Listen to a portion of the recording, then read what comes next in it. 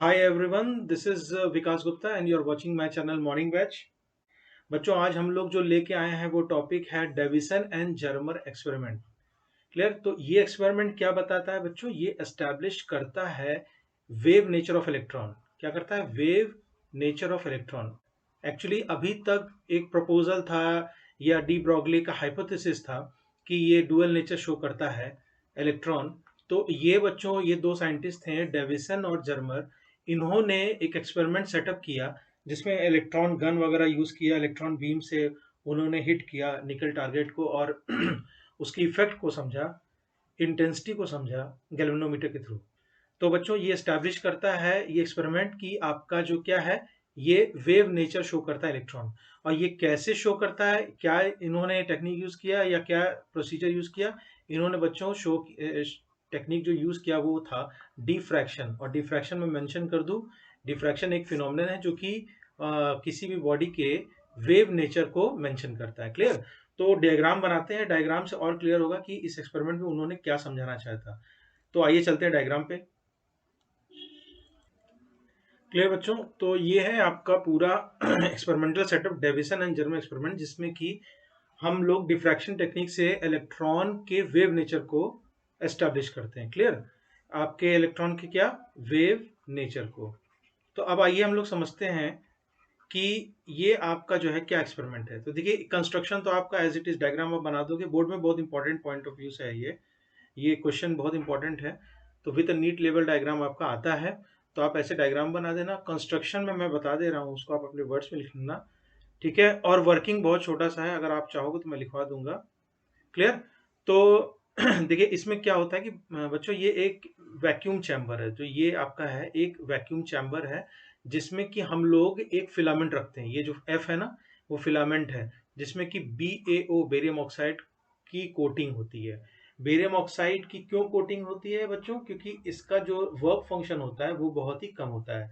और इससे क्या बेनिफिट मिलेगा कि हम लोग का इलेक्ट्रॉन जो है, इलेक्ट्रॉन यहाँ मैं लिख दूं, इलेक्ट्रॉन इजिली एमिट हो जाता है। ठीक है, इलेक्ट्रॉन इजिली एमिट हो जाता है। तो बच्चों ये क्या है, यहाँ पर देखिए लो वोल्टेज है, इससे आपका फिलामेंट कॉइल हम लोग इसको गर्म करते हैं, जिससे कि आपका लो वर्क फंक्शन होने से इलेक्ट्रॉन एमिट होता है। क्लियर। और आपका ये हाई वोल्टेज है, जिससे कि हम लोग यहाँ पर वोल्टेज कैन वेरी, है ना, क्योंकि हम लोग डिफरेंट वोल्टेज के लिए हम लोग पढ़ेंगे। तो वोल्टेज कैन वेरी, ये वेरिएबल वोल्टेज है, जैसा कि एरो आपने देखा है। ठीक। तो यहाँ से क्या होता है, इलेक्ट्रॉन निकलता है बच्चों, और यहाँ पर एक बहुत छोटा सा फाइन होल है ना, ये जो सेटअप है। तो इसमें से जब इलेक्ट्रॉन निकलता है तो एक बीम की तरह बन के निकलता है, मतलब एक जैसे कि एक सीधी रेखा में उसको डायरेक्शनल मिल जाता है। क्लियर बच्चों। अब ये जाके निकल क्रिस्टल है आपका, ये टारगेट है, इससे लड़ता है और आपका रिफ्लेक्ट होता है। तो ये एंगल जरा कंसिडर कीजिएगा, ये बहुत इंपॉर्टेंट है, थीटा एंगल। थीटा एंगल क्या है बच्चों? जो इंसिडेंट इलेक्ट्रॉन बीम है और आफ्टर जैसे रिफ्लेक्शन जो डिफ्रैक्टेड इलेक्ट्रॉन बीम है, उनके बीच का एंगल है। ठीक। ये आता है बच्चों, ये आपका देखिए मूवेबल है, ये मतलब कि ऐसे भी जा सकता है और ऐसे भी जा सकता है। मूवेबल आपका कलेक्टर है। क्लियर बच्चों।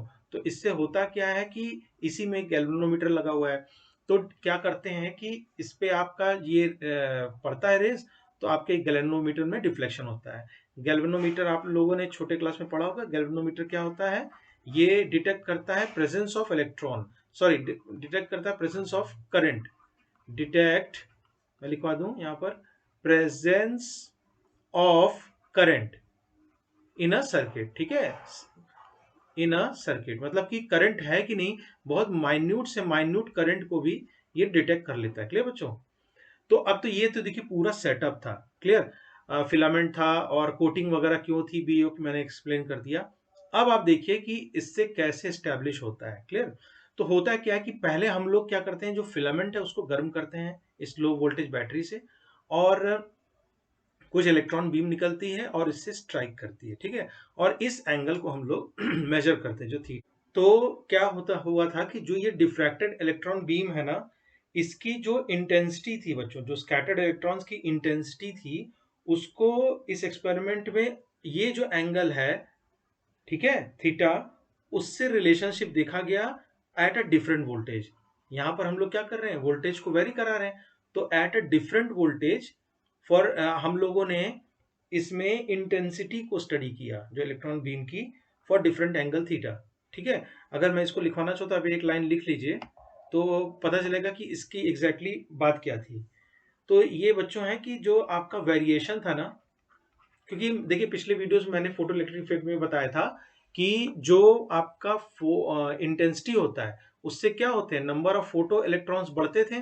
जैसे जैसे हमने इंटेंसिटी बढ़ाई रेडिएशन की, फोटो इलेक्ट्रॉन्स इंक्रीज किया था।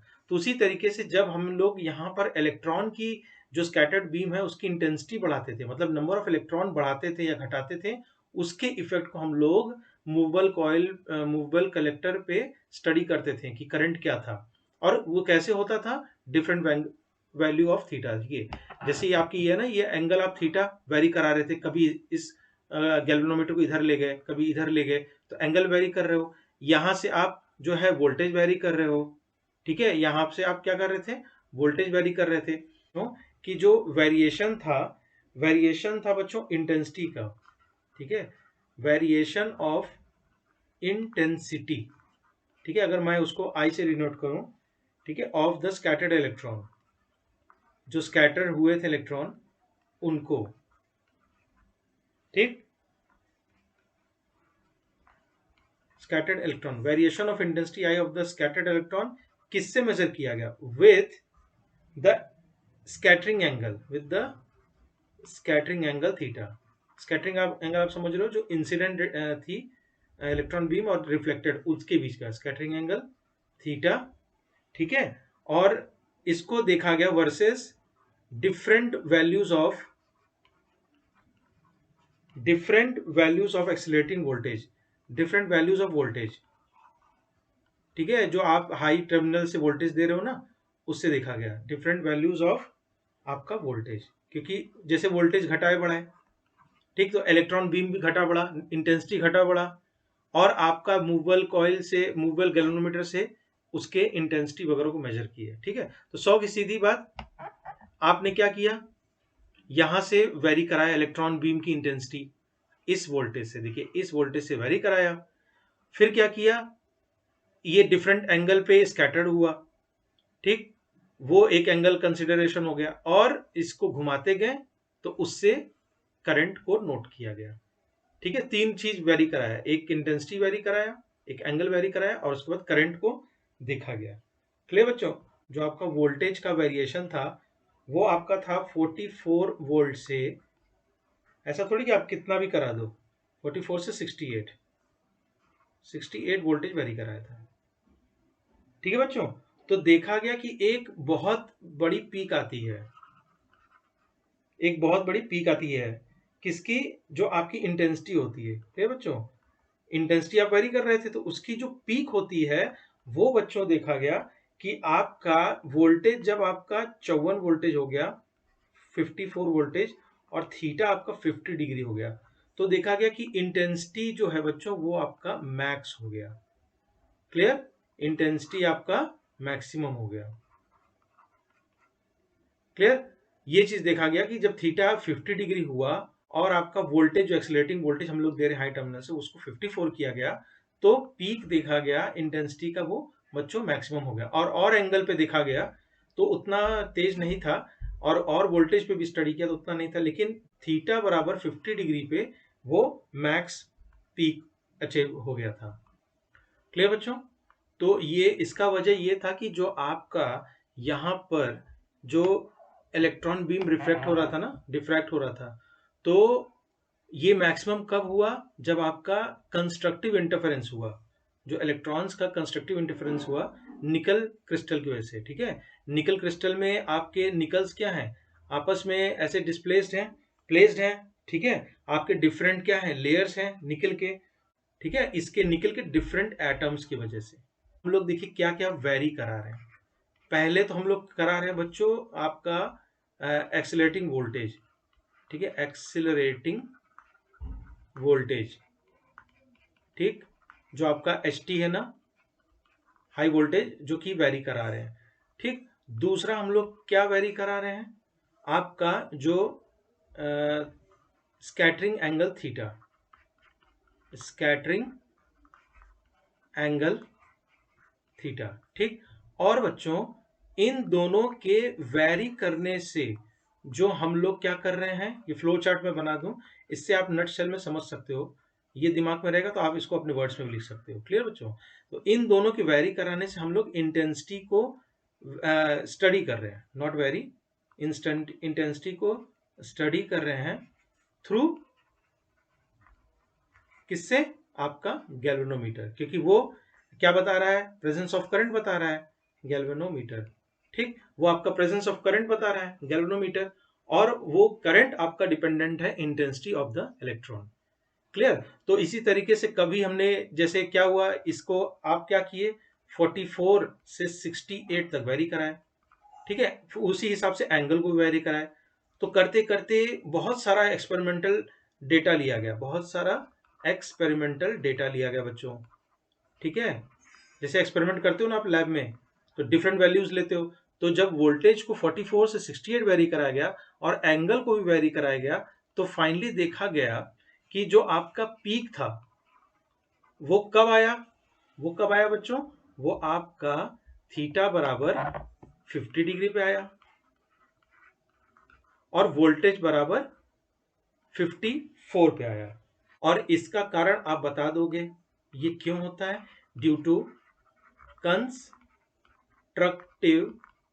इंटरफेरेंस। ठीक है, ये सब मैं अलग वीडियोस बनाऊंगा तो बताऊंगा। तो ये कंस्ट्रक्टिव इंटरफेरेंस क्यों हुआ? इलेक्ट्रॉन्स की वजह से। और विद द डिफरेंट लेयर्स, जो आपके निकल है ना, उसके different layers, with the different layers of atoms of निकल।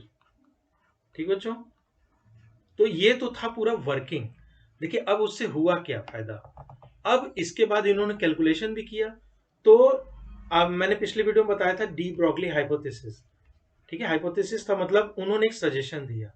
ठीक, तो अब क्या हुआ, डी ब्रॉगली ने जो आपका हाइपोथेसिस दिया था ना, लैम्डा बराबर एच बाई पी, हाइपोथेसिस क्या होता है? एक सजेशन होता है।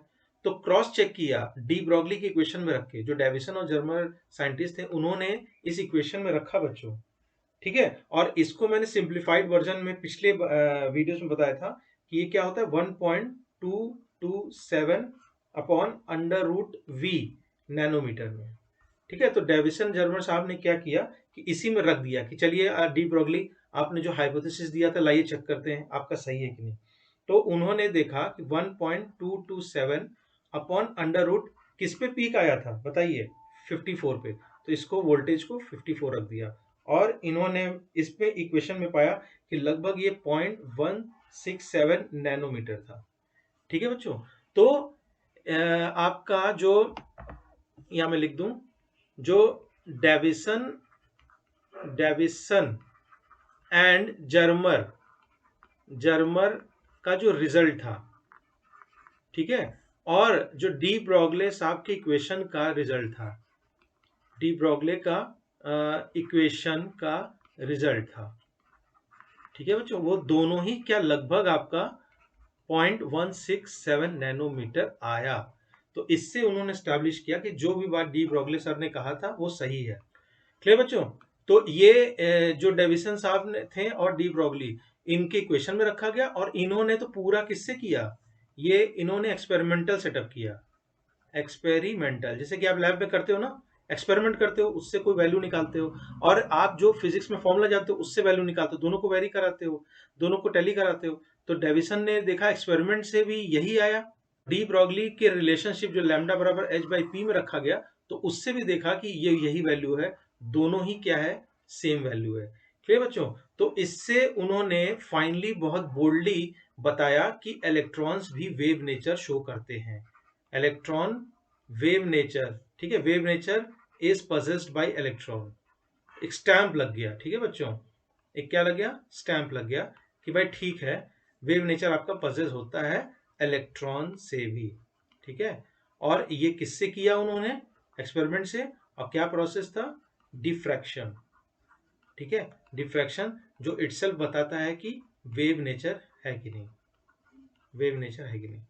और अच्छे वीडियोस पाने के लिए आप हमारे चैनल मॉर्निंग बैच पे सब्सक्राइब कर सकते हो। वीडियो वाकई हेल्पफुल लगा हो तो लाइक शेयर कर देना। मिलते हैं नेक्स्ट वीडियो में एक नए टॉपिक के साथ। Till then do take care of yourself.